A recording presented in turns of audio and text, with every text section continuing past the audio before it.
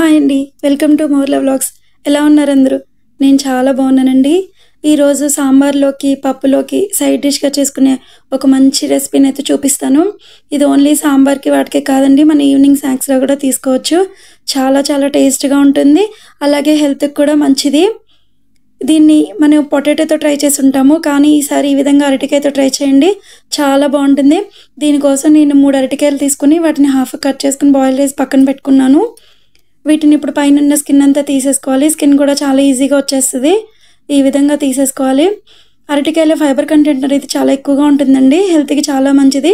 Digestion problems కూడా రాకుండా ఉంటాయి. మనం బంగాళదుంప ప్లేస్లో దీన్ని వాడుకోవచ్చు అనమాట, దాన్ని రీప్లేస్ చేయొచ్చు. బంగాళదుంప ఎక్కువగా తినడం కూడా హెల్త్కి మంచిదేం కాదు. దాని ప్లేస్లో మనం ఇది కనుక తీసుకున్నామంటే హెల్త్ బెనిఫిట్స్ ఉంటాయి. టేస్ట్ కూడా సేమ్ యాజ్ ఇట్ ఈస్గా అలాగే వస్తుంది. పెద్దగా డిఫరెన్స్ ఏం తెలియదు మనకి. ఈ విధంగా అన్నీ తీసేసుకొని పక్కన పెట్టుకోవాలి. చిన్నపిల్లలు చాలా ఎక్కువగా బంగాళదుంపతో చేసిన ఐటమ్స్ ఇష్టంగా తింటూ ఉంటారు కదా, అలాంటి వాళ్ళకి ఎప్పుడు పొటాటోను పెట్టడం కూడా అంత మంచిదేం కాదండి. దాని ప్లేస్లో మనం ఇలా అరటికాయతో కూడా చేసి ఇచ్చామనుకోండి, హెల్తీగా కూడా ఉంటారు. ఇప్పుడు ఈ విధంగా వీటిని ఒక స్మాషర్తో మెత్తగా చేసేసుకోవాలి. ఇదంతా బాగా మెత్తగా అయిపోవాలి. దీనిలో నేను ఎటువంటి పిండిలు కానీ వాటర్ కానీ ఏమీ యాడ్ చేయట్లేదండి, ఓన్లీ అరటికాయతో మాత్రమే ఇదంతా మిక్స్ చేసుకోవాలి. ఇది హెల్త్ కూడా చాలా మంచిది దీన్ని తీసుకోవడం వల్ల. ఇదిగోండి, ఈ విధంగా మెత్తగా చేసేసుకోవాలన్నమాట. దీనిలో ముందుగానే కట్ చేసుకున్న 2 ఉల్లిపాయలు, పచ్చిమిర్చి, కొత్తిమీర, కరివేపాకు యాడ్ చేసుకోవాలి. ఈ కట్లెట్స్కి అనేది ఉల్లిపాయ ముక్కలు ఎక్కువగా ఉంటేనే టేస్ట్గా ఉంటుంది, అందుకే కొంచెం ఎక్కువగానే కట్ చేసుకోవాలి. ఈ విధంగా సన్నగా తురుముకున్న ఉల్లిపాయ, పచ్చిమిర్చి అన్నీ యాడ్ చేసుకోవాలి. దీనిలో మనం కావాలంటే అల్లం తురుము కూడా యాడ్ చేసుకోవచ్చు. అయితే తురుము వేసుకోవడం అందరూ ఇష్టపడరు కాబట్టి అల్లం వెల్లుల్లి పేస్ట్ కూడా యాడ్ చేసుకోవచ్చు. మనకి ఏది అవైలబుల్గా ఉంటే అది వేసుకోవచ్చు. ఇప్పుడు ఈ విధంగా బాగా కలుపుకోవాలన్నమాట, ఇవన్నీ మిక్స్ అయ్యేలాగా. తర్వాత దీంట్లో మనం రుచికి సరిపడా సాల్ట్ కూడా యాడ్ చేసుకోవాలి. ఇప్పుడు సాల్ట్ కూడా యాడ్ చేసేసుకోవాలి. ఇవన్నీ బాగా మిక్స్ అయిపోవాలి.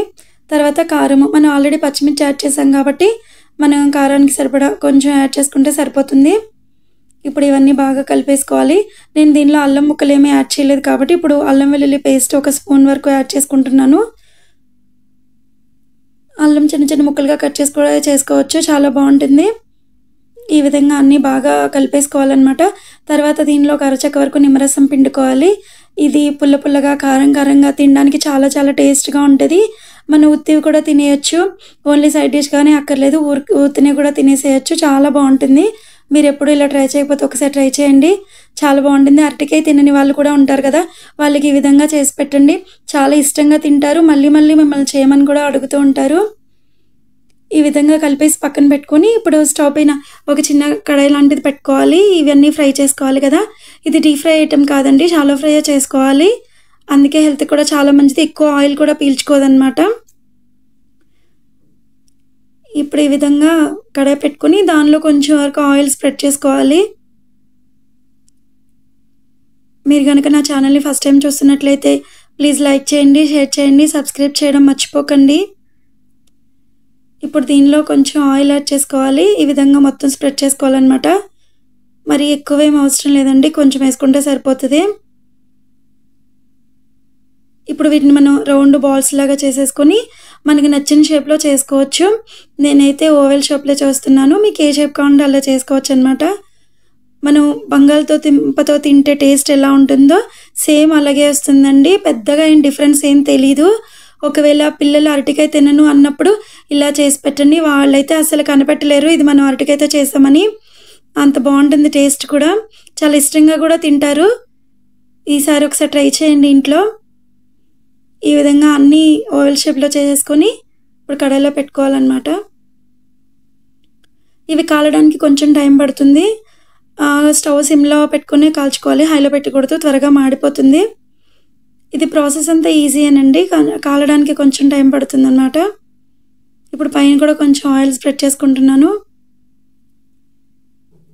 ఇప్పుడు మనం ఇవి వేసిన వెంటనే తిప్పకూడదు, ఒక 5 మినిట్స్ కాలిన తర్వాత కొంచెం సేపు ఆగి అప్పుడు తిప్పుకోవాలన్నమాట. ఇవి 2 సైడ్లు కాలిపోయిన తర్వాత తీసుకోవడమే, చాలా చాలా టేస్ట్గా ఉంటాయండి. అరటికాయతో ఎప్పుడు ఫ్రైలు, ఇగుర్లు అవే కాకుండా ఇలాంటివి కూడా అప్పుడప్పుడు ట్రై చేస్తూ ఉండండి. కొంచెం వెరైటీ చేసామని ఫీలింగ్ ఉంటుంది. టేస్ట్ కూడా చాలా బాగుంటుంది ఇవి. దీనిలో మనం ఎలాంటివి పిండిలు అవేం వాడలేదు కాబట్టి హెల్త్‌కి కూడా చాలా మంచిది. ఇది ఈ విధంగా 2 సైడ్స్ బాగా కాల్చుకోవాలి ఎర్రగా. ఈ లోపల ఉన్న ఉల్లిపాయ ముక్కలు ఇవన్నీ బాగా మగ్గిపోవాలన్నమాట. హైలో పెడితే ఏమవుతుందంటే పైన బాగా కాలిపోతే గానీ ఉల్లిపాయలు అవి మగ్గవు. అందువల్ల సిమ్‌లోనే పెట్టుకొని కాల్చుకోవాలి. ఇది వేగడానికి కొంచెం టైం పడుతుంది. ఇదిగోండి అడుగంటకుండా చక్కగా వచ్చేస్తుంది. ఈ విధంగా 2 సైడ్లు కాల్చుకోవాలి.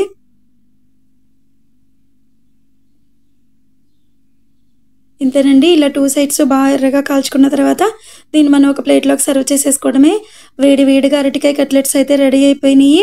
మీరెప్పుడు ఈ రెసిపీని గనుక ట్రై చేయకపోతే ఒక్కసారి ట్రై చేయండి. చాలా చాలా బాగుంటుంది. మీరు ట్రై చేసి టేస్ట్ ఎలా వచ్చిందో కూడా నాకు ఒకసారి చెప్పండి. దీని కాంబినేషన్‌గా ఈరోజు నేను టమాటా పప్పు చేశాను. సాంబార్‌లో కూడా చాలా బాగుంటుంది. Thanks for watching. Bye bye.